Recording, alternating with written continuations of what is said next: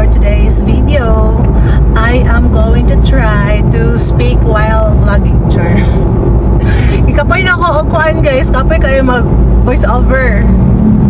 Yes, so mag-storya na lang tano para decide mapano sa itong mga laway. So yes, karon guys, we're heading to the city kay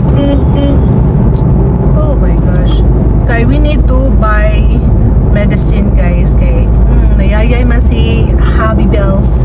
So more medicines and also mag-grocery na lang din kami. Kay guys, nag almost 1 month na wala ko'y grocery. Pero naami Kuya Archie nga pag na ako'y need, ako na lang siyang i-text or call, siya ang take palit.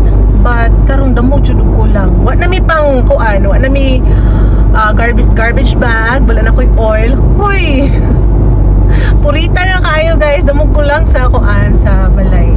So nag-decide na lang ko nga mag-grocery ni tapos magpalit man sa taong medicine. So yeah, I am with my daughter. Hi daughter. So padung ta karon. Actually ang time is padung na paniudto. So diet me may kaunay. Wa pa mi na mahaw guys. Pero coffee ko ampot si Nat. Ikaw Nat, nagkaon ka? Nagamay ako ng banana. Banana ra gani guys. Uy, sana all. Banana ra siya. Nya si Jacob ganihan, nagluto siya og nagluto siya ng itlog.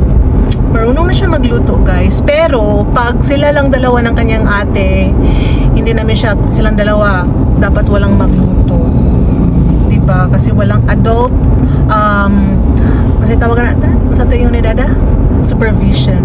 Pag no adult supervision, walang luto-luto. Diba?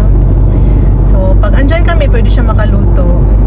Marunong na din siya magluto ng rice. Okay lang yung rice kasi walang apoy. Ano lang, rice cooker. Okay. Ning overtake siya. Uy, gusto lang nyo ko. So, pupunta kami ngayon ng Robinsons Mall. Kasi at least doon sa mall, meron ng pharmacy din.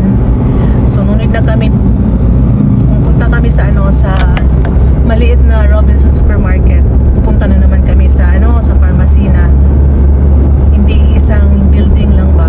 Unsa ko na naglison nila kung Tagalog karon te. Mahirap mag Tagalog. Ay.